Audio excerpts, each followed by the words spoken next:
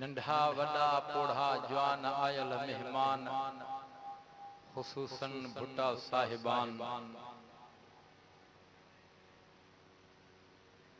दुरूद पाक पढ़ंदासीं तव्हां असांजो हिन आराई शहर मंझां।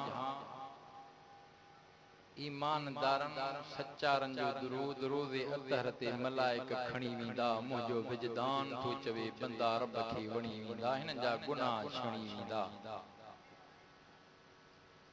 बुलंद आवाज़ अल्लाहुम्म सल्लि अला मुहम्मदिन व अला आलि मुहम्मद कमा सल्लैता अला इब्राहीम व अला आलि इब्राहीम इन्नका हमीद।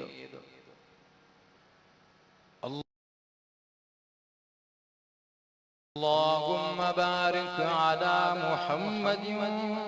व अला आलि मुहम्मद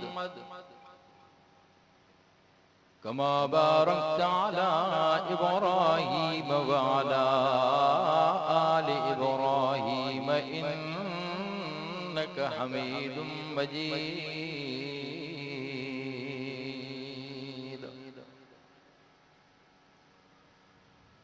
हुजूर आए तो सरे आफरीनश पा गई दुनिया, अंधेरों से निकल कर रोशनी में आ गई दुनिया। बुझे शहरों का जंग उतरा, सुते चेहरों पे नूर आया। हुजूर आए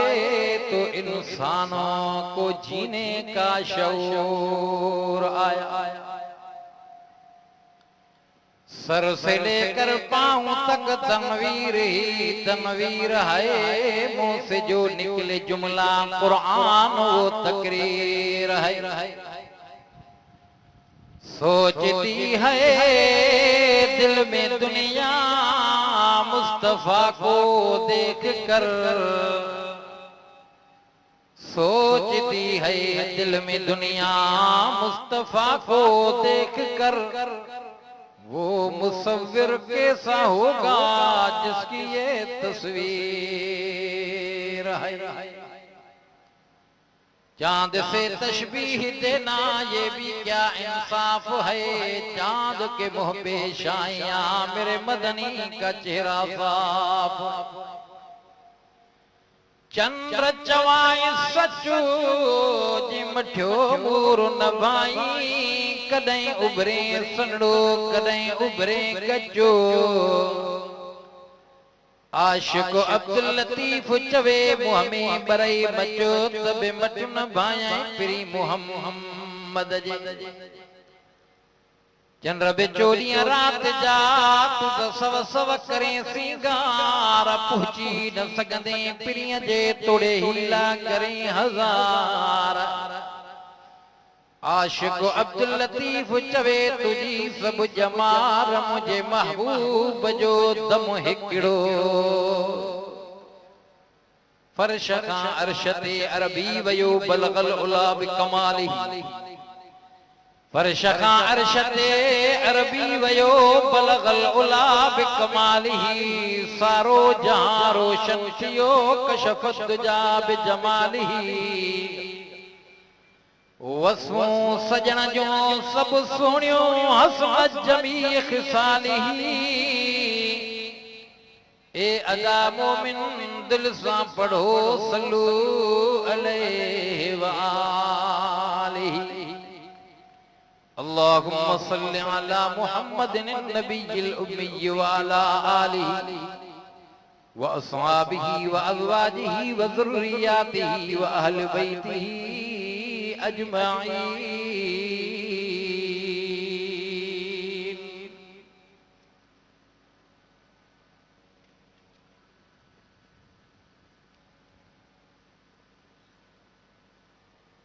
काबिल इहतराम बिरादरान इस्लाम, सामिईन इज़ाम, आयल मेहमान, भुट्टा साहिबान, अज हिन ईदगाह में आराई शहर में भुट्टा साहिबान जे दावत ते हाज़िर थियो आहियां। बाबरकत भलारो महीनो रब्बिल अव्वल जो महीनो अज 9 रब्बिल अव्वल जी रात 1446 हिजरिया बाबरकत भलारो ॾिहाड़ो जुम्मतुल मुबारक जो छंछर जी रात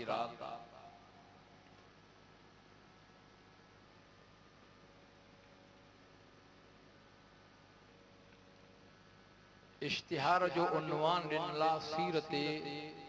नबी सल्लल्लाहु अलैहि वसल्लम। सीरत नबी सल्लल्लाहु अलैहि वसल्लम हर एक जे ज़हन में इहा ॻाल्हि फिट थी वई अची वई। पंफलेट या इश्तिहार पढ़ंदे मालूम थी पियो त सीरत मुस्तफ़ा जो जलसो आहे, सीरत नबी जो जलसो आहे, पर उहो नबी जेको नबियनि जो बि नबी आहे, उहो नबी जेको रसूलनि जो बि इमाम आहे, जेको आमिना जो लाला महबूबे ज़ुल जलाला मुहम्मदुर रसूलुल्लाह जंहिंजे करे अल्लाह ये कायनात ठाही आहे, जेको वजहे कायनात मक़सूदे कायनात।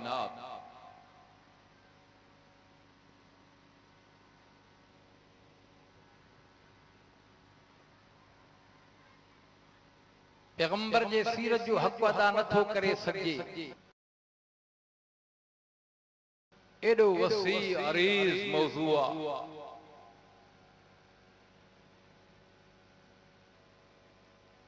पैगंबर जे सीरत जो आगाज़ आलम अरवाह खां वठी करे आलम महशर ताईं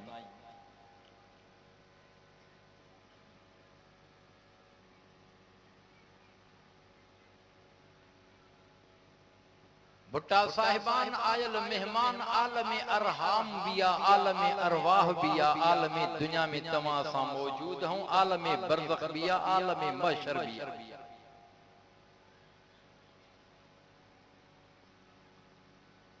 हर जहान में पैगंबर तोखे नुमाया नजर ईंदो, हर जहान में पैगंबर जी सीरत तोखे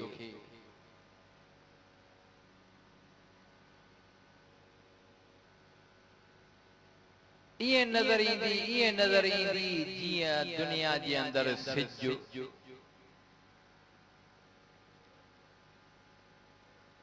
ये सिज निकिरी पवे, सिज उभरी पवे त रात ऊंदाही ख़त्म थी वञे, तारा गुम थी वञनि, चंड जी भी रोशनाई पूरी थी वञे, सिज निकिरी पियो। छो त पैगंबर जो लक़ब सिराजम मुनीरा भी आहे, सिराजम वहाज।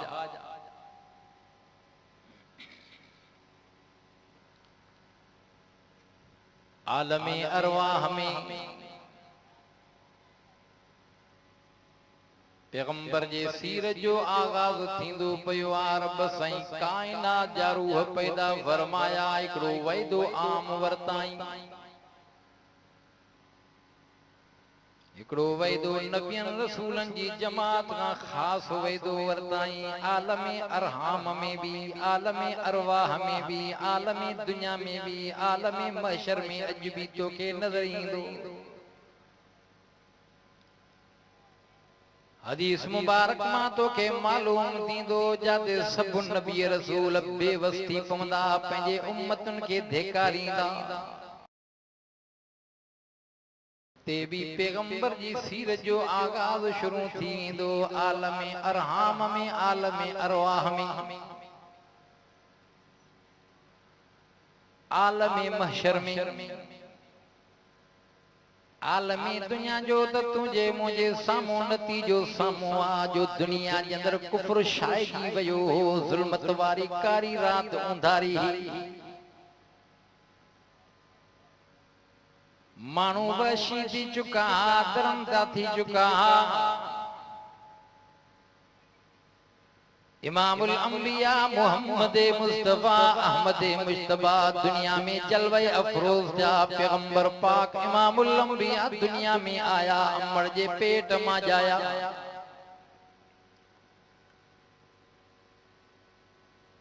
असां साईं जन जे अचण ते भी खुशी कयूं, पैगंबर जे जमण ते त खुशी ॿियन भी कई। पैगंबर जे सीरत जो इनकार करण वारो अबू लहब भी हो, अबू जाल भी हो, उतबो शोबो भी हो। पैगंबर जे सीरत जो जॾहिं हा हा नमूनो साम्हूं ईंदो हुयो, रब्बे काबा जो कसम रब क़ुरान में ज़िक्र कयो आ, या पैगंबर जी सीरत आ जो अबू बकर सिद्दीक बणजी वियो आ, उमर फारूक थी पियो आ, उस्मान ज़िंदूरैन जो लक़ब खणी वियो आ, इन मक़ाम ते पहुची वियो आ। हैदरे करार के शुजात वारे बहादुरी वारो लक़ब मिली वियो आ। सवा लख सहाबिन ते नज़र कंदे मुझे पाक नबी इमामुल अंबिया फरमायो आ, असहाबी कन्नुजूम। साईं जन फरमाए मुझा साहबी सब सितारा तो हाँ अग में पुराने दौर माज़ी हम माहौल में नजर कंदी इन सफ़ीनन ते बिही करे, बेड़न ते चढ़ी करे, या जंगलन में मानू स्वारन ते वडे सफर ते निकरंदा होया, त सैर सफर करण जे लाए तारन ते रस्ता गोलींदा होया, तारन जे ज़रिए रस्ता हथ कंदा होया। मुझे महबूब मुस्तफा साहबा जे बारे में फरमायो, मुझा सब साहबी चमकंदड़ सितारा जे सितारन जे ज़रिए मानो रस्तो लंदो आ। मुझे आका नबियन जे सरदार फरमायो त ये मुझे सीरत में रंग जी चुकान, ये हिदायत जा सितारा जेके भी मोहम्मद करीम जे कढ लगा के सफर में, के हज़र में, के बदर में, के हुनैन में, के खैबर में, के खंदम में, के हिजरत में, के गार में, के अज मज़ार में, पर सवाल को साहबा रब्बे काबा जो कसम जो तज़किरो तौरात में भी, इंजील में भी, आसमानी किताबन में भी, कुरान में भी, रब कुरान में फरमायो आ, तो के मुके रब समझायो आ, फरमाए अल्लज़ीना यत्तबिऊना रसूलन नबिय्यल उम्मियल लज़ी यजिदूनहु मक्तूबा इंदहुम फित तौरात वल इंजील। रब तो फरमाए दुनिया जो इंसान हो जेके पाक नबी जे ताबेदारी में होया, जेके यहूदी तौरात जा पोए लगा, ईसाई इंजील जा पढ़ंदड़, ये रुहबान ये आलिम तौरात इंजील जा पंहिंजे तौरात इंजील ज़बूर में सहाबा जी सीरत के ॾिसंदा, सहाबा जे हुलिये के ॾिसंदा, इमामुल अंबिया जे यारन वफादारन कुर्बदारन सच्चारन ताबेदारन जी तारीफ वसूलंदा पया, इएं ता सुञाणन पया, इएं ता सुञाणन पया जीअं अबो पंहिंजे बच्चे खे सुञाणींदो आ। ॿी जाइ ते रब फरमायो मुहम्मदुर रसूलुल्लाह वल्लज़ीन माअहु अशिद्दाउ अलल कुफ्फारि रुहमाउ बैनहुम तराहुम रुक्अन सुज्जदा यब्तगून फज़लन मिनल्लाहि व रिज़वाना सीमाहुम फी वजूहिहिम मिन असरिस सुजूद ज़ालिका मसलुहुम फित तौरात व मसलुहुम फिल इंजील। रब जो फरमाए दुनिया जो इंसान मुझो बाणो मोहम्मद मां अल्लाह जो रसूल जेके उन सां गॾु हुया, के सफर में, के हज़र में, के बदर में, के हिजरत में, के गार में, के अज मज़ार में, के माशर जे मैदान में, सब साहबा मोहम्मद करीम जे चौधारी हुंदा। रब्बे काबा जो कसम मुझो ईमान अकीदो आ, पैगंबर पाक के जन ॾिठो आ, उहे अॾजी विया, रंगजी विया, हुल हुली विया, राज खुली पिया, उन्हनि जा तज़किरा तबसरा तौरात में भी हुया, इंजील में भी हुया, कुरान में अल्लाह आ जन जा सर्टिफिकेट ॾेई छॾिया। रब तो फरमाए लक़द रज़ियल्लाहु अनिल मुमिनीन इज़ युबाइऊनका तहत अश-शजरा रब तो फरमाए मां अल्लाह उन्हनि खां राज़ी वे मूंखां राज़ी मां अल्लाह उन्हनि खां एॾो राज़ी एॾो राज़ी एॾो राज़ी रज़ामंदे जा ऐलान मिलन था या पैगंबर जी सीरत मुझो ईमान अक़ीदो आ सहाबी सब जन्नती सवाबी सब जन्नत में पुहतल थी उन्हनि जा अमल अल्लाह ॾिठा थी अल्लाह उन जा इम्तिहान वरता थी सब कामयाब थी वया थी या पैगंबर जी सीरत मां पैगंबर जे सीरत जे आगाज के शुरू कया दुनिया आसमान जमीन अल्लाह ठाहियो ही कोन हो आलम अरहाम में न आलम अरवाह में ओ जॾहिं काइनात जा रब रूह पैदा फरमाया अव्वल अव्वल रूह मिठड़े मोहम्मद करीम जो रब करीम पैदा फरमायो को नबियन रसूलन गौसन कुतबन काइनात जे इंसानन जा रूह पैदा करे रब एकड़ो वाइदो वरतो इंसानन जे रूहन खां अलस्तु बिरब्बिकुम अलस्तु बिरब्बिकुम अलस्तु बिरब्बिकुम रब इन मंदर के कुरान में जिक्र कयो मुफस्सिरीन हजरात उलमा इकराम जिक्र कयो उन मौके ते आलम अरहाम आलम अरवाह जे अंदर कंहिंजे रूह मां आवाज कोन निकरे पयो जॾहिं अल्लाह पुछा करे पयो पंहिंजे रुबूबियत जो ऐलान इकरार कराए पयो मिठड़े मोहम्मद करीम जे रूह मां आवाज निकतो कालू बला इते नजर कंदे त मोहम्मद मुस्तफा कायनात नबियन रसूलन हर ज़ात इंसान जे रूहन के मार्फत इलाही में दग लायूं बीठो अल्लाह जी सुजाणप कराइण में दग लायूं बीठो मुझे महबूब जे जवाब ॾियण खां बाद में नबियन जे रूहन मां आवाज निकतो अल्लाह सां इकरार कन पिया कालू बला यो आम वैदो हो वरी खास नबियन रसूलन जी जमात जे रूहन खां अल्लाह वैदो वरतो उन मंदर के भी रब कुरान में जिक्र कियो उन जहान जो सीरत जो आगाज कुरान में व इज़ अखज़ल्लाहु मीसाक़न नबिय्यीन लमा आतैतुकुम मिन किताबिन व हिकमा सुम्मा जाअकुम रसूल ओ आराई शहर जा मुसलमानो रब काबा जो कसम इन आयत के अंदर नबियन रसूलन जे रूहन खां अल्लाह जेको इकरार पे करायो वैदो पे वरतो छाजो वैदो हो अल्लाह नबियन रूहन नबियन रसूलन जे रूहन खां इकरार इहो पे वरतो आ ॼाणायो पे त ही मुजो नबी ही मुजो रसूल ओ जे मथा खत्मे नबूवत जो मां अल्लाह ताज रखियो आ जेको नबियन जी पुजाणी आ तव्हां के इकरार भी करणो पवंदो तव्हां के मणनो भी पवंदो तव्हां के पंहिंजे हर जहान में वञी करे तज़किरो तबसरो भी करणो पवंदो ज़िक्र भी करणो पवंदो उन जी नुसरत ऐं मदद भी करणी पवंदी आ नबियन रसूलन जी जमात दुनिया वारे जहान में आईंदी वई आ मुस्तफा इमामुल अंबिया मुहम्मद मुस्तफा आलम अरवाह वारे जहान मां हली करे आलम अरहाम वारे जहान में आया खुदा जो कसम पैगंबर जे अचण जा आसार शुरू थींदा वया अम्मा आमना का अहवाल पुछंदे अम्मा आमना दी फरमाए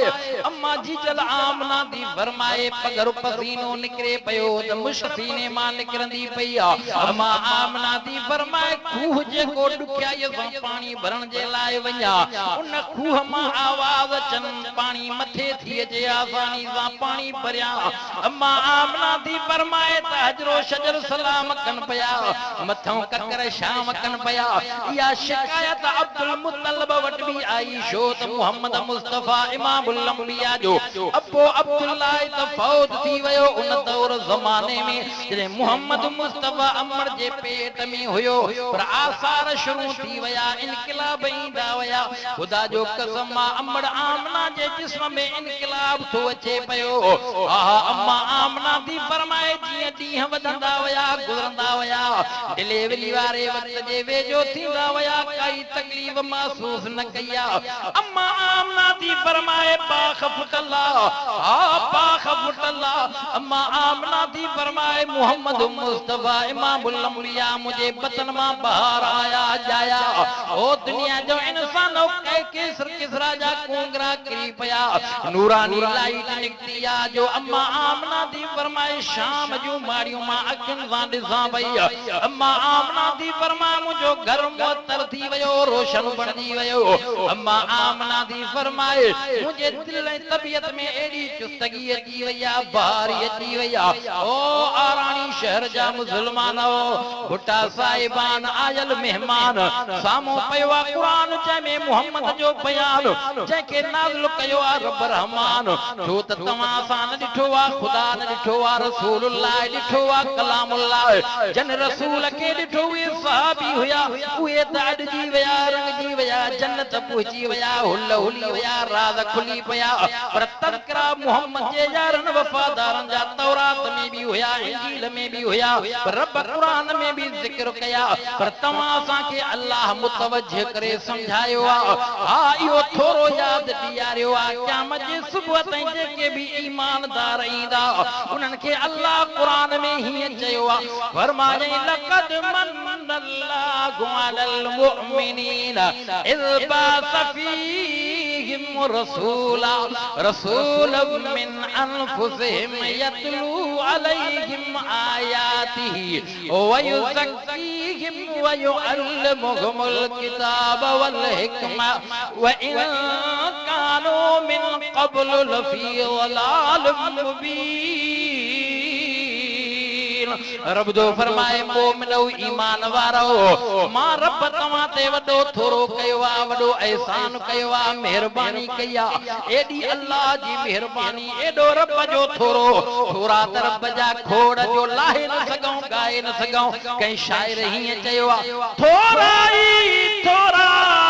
मथा मालिक जा लाया तलहन की नकी गायण खां गौरा व इन तउतू नेमत लागला तुजुहा रब जो नेमतूं खोड़ एडियूं खोड़ जो इंसान पंहिंजे वजूद में निहारे नज़र करे अखियूं ॾिनल नेमतूं ज़बान ॾिनल नेमत हथ पेर ॾिनल नेमत वजूद सही सलामत ॾिनल नेमत हसीन जमील बणायो तैं तॾहिं कुरान में रब हीअं फरमायो तैं फरमाए والزيتون وطور السينين وهذا البلد الأمين قد خلقنا الإنسان في أحسن تقويم رب तो फरमाए मां इंसान के सुणो ठाहियो आ सब इंसान सुणान पर इंसान इंसानियत में आहे खुदा जो कसम आज रसूल नबियन जे चवण थी आहे वो आलम अरहाम वारो आलम अरवाह वारो वैदो इंसान न भुलायो आहे उन इन वायदे के याद ॾियण जे लाइ रब नबियन रसूलन जो सिलसिलो जारी फरमायो आहे पर वो आखिरी नबी इमामुल अंबिया मोहम्मद मुस्तफा अञा दुनिया वारे जहान में कोन आया ईसा अलैहिस्सलाम ज़मीन ते हुया कौम के खुशखबरी जन पया उन मंज़र के रब कुरान में ज़िक्र कयो आ पैगंबर जे सीरत जो आगाज शुरू कंदो पयो आ पंहिंजे बनी इस्राइल के सॾे करे ईसाइन के सॾे करे चवंदो पयो आ उन मंज़र के अल्लाह कुरान में हिन अंदाज़ सां बयान कयो आ फरमाए व इज़ क़ाल ईसा इब्न मरियम या बनी इस्राईल इन्नी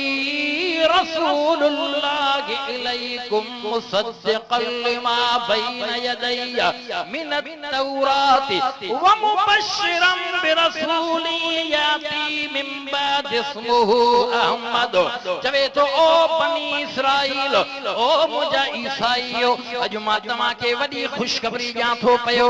हाणे मूंखां बाद में मान शान वारो मर्तबन वारो खातमुल अंबिया इमामुल अंबिया ओ रसूल अचण वारो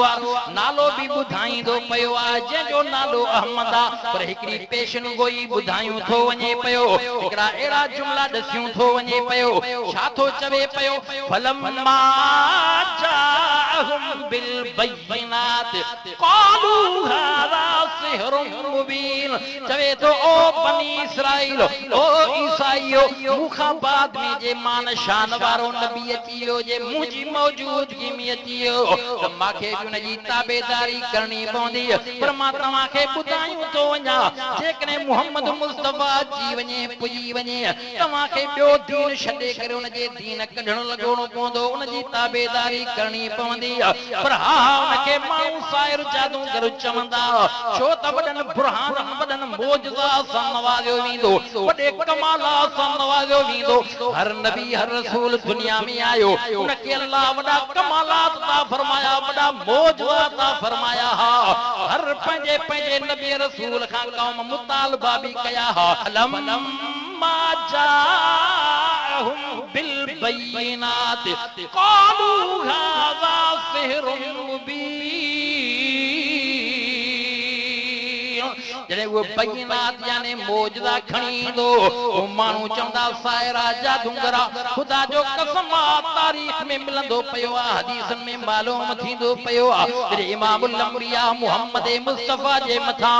बय्यिनात ही क़ुरान नाज़िल थींदो पियो आहे। हिन क़ुरान जे मुतालिक़ ज़ालिमनि चयो आहे नबी शाइरा क़ुरान शेरा। जे इमामुल अंबिया मुहम्मद मुस्तफ़ा जे मथां पत्थर भी कलमो पढ़न पिया, अबू जहल वारा आज़माइन पिया। हा हा वो अराबी बहरी वारे झंगली माण्हू गोह खणी ईंदो पियो आहे, गोह मुहम्मद करीम जी गवाही ॾींदी पई आहे। ओ हिकिड़ो शख़्स अची करे चवे थो जेकॾहिं सचो आहे, हा हा इहो खजीअ जो गोशो हेठि अचे। मुस्तफ़ा आंगुर जो इशारो करे त खजीअ जो गोशो हेठि लड़की अचे। इमामुल अंबिया आंगुर जो इशारो वण ॾे करे त वण भॼी अची मुहम्मद जी सलामी पेश करे। इमामुल अंबिया जे आंगुर जो इशारो करे त चंड बद थी करे किरी पवे। ये वॾा वॾा मौजज़ा रब्बे काबा जो कसम आहे, उहे मौजज़ा हदीसुनि में क़ुरान जे ज़रिए ॿुधासूं पढ़ियासूं, पर तव्हां सां ॾिठासूं कोन। उन दौर ज़माने में ॾिसण वारा ॾिसनि पिया,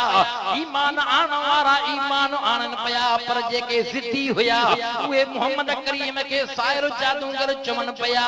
रब्बे काबा जो कसम आहे मुहम्मद मुस्तफ़ा आयो आहे, पर वॾा बुरहान वॾा मौजज़ात खणी आयो आहे। ओ आराई शहर जा मुस्लमानो, उहे मौजज़ा खोड़ रब्बे काबा जो कसम आहे कोन ॾिठासीं, पर क़ुरान ऐं हदीस जे ज़रिए पढ़ियासीं ॿुधासीं। पर वॾे में वॾो मौजज़ो जेको मौजज़नि जो मजमू मौजज़ो रब जो क़ुरान। तव्हांजो काॾे ध्यानु आहे? वक़्तु इजाज़त नथो ॾे, हुज भी घणी आहे, माइटनि जो जलसो आहे, पर न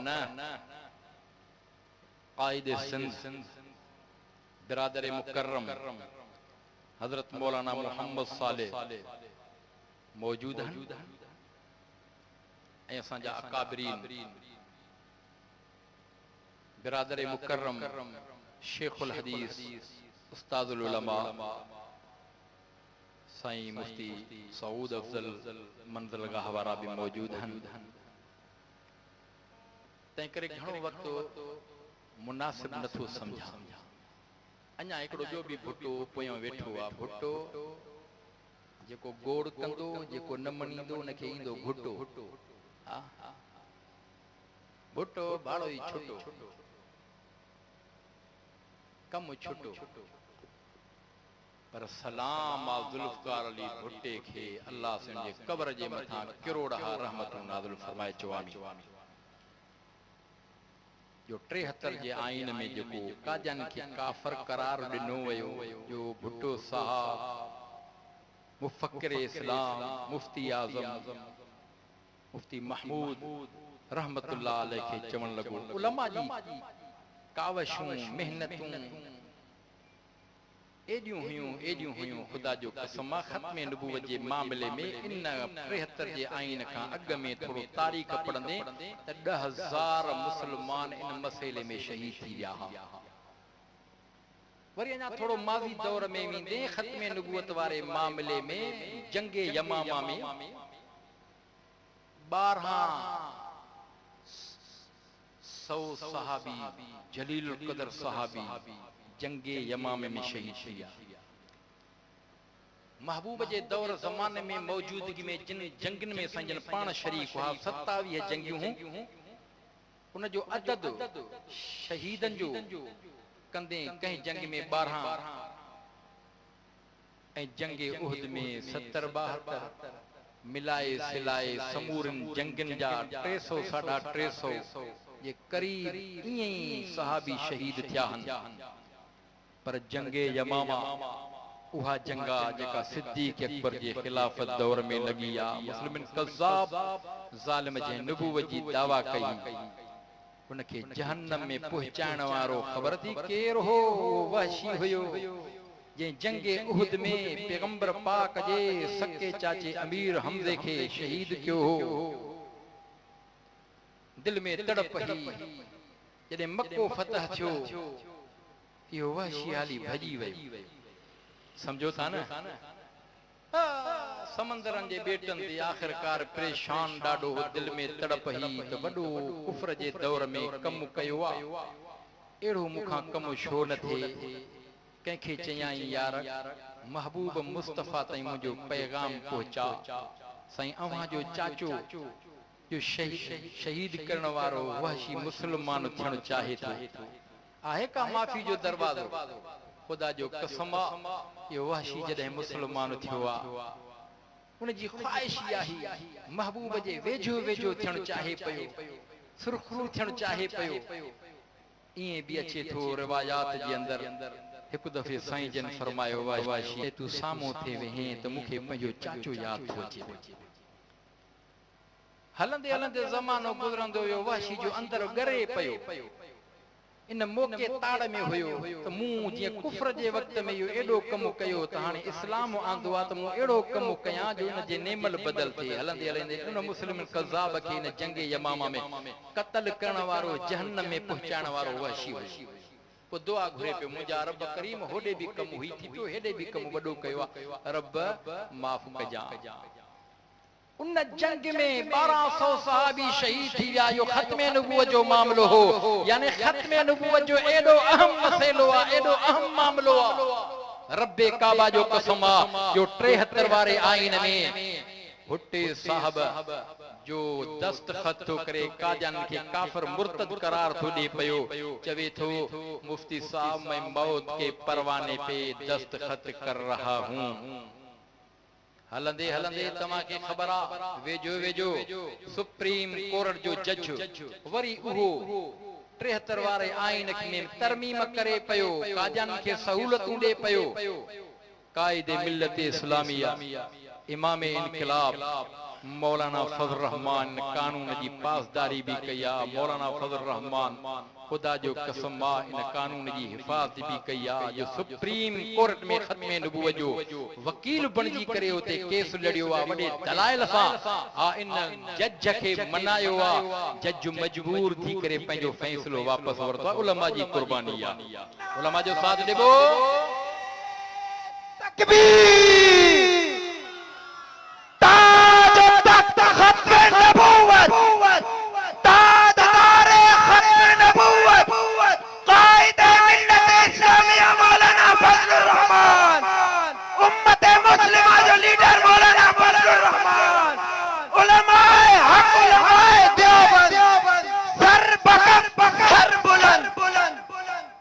सादा मानू चवना आखिरी गाल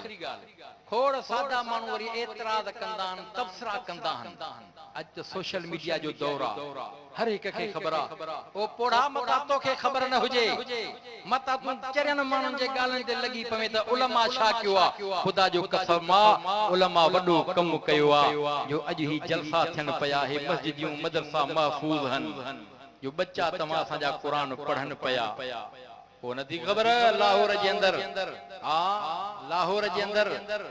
जेका गोल्डन जुबली मल्हाई वई छा हुयो इन में इहो ही मसइलो हुयो त 50 साल खां वठी जेको मसइलो खत्मे नबूवत वारो या 73 वारे आइन वारो मसइलो इन 50 साल पूरे थियण में ऐं हीअ कामयाबी कामरानी थी पई शोभ मिली वई उन खुशीअ में उन ख़ुशीअ में इहो वॾो लाहौर में जलसो रखियो वियो। सॼी दुनिया जे कुफर जे अखियुनि में कंडो हुयो, सॼी दुनिया जा तबसरा हलनि पिया त हाओ क़ाइद मिलत इस्लामी जे हुक्म ते नंढा वॾा पोढ़ा जवान कुंड कुड़श खां निकिरी आया, लखनि जे तादाद में मजमू हुयो। वरी क़ाइद काल ॾिनी आ 14 अक्टूबर ते मीरपुर ख़ास हलबो ॻाल्हायो हलबो हाँ जिंदगी बाकी मुलाकात बाकी भुट्टा त उहे उता की रब से जेको चवरायो कबूल मक़बूल मंजूर फरमाए, अमल करण जी तौफीक अता फरमाए। वमा अलैना इल्लल बलाग।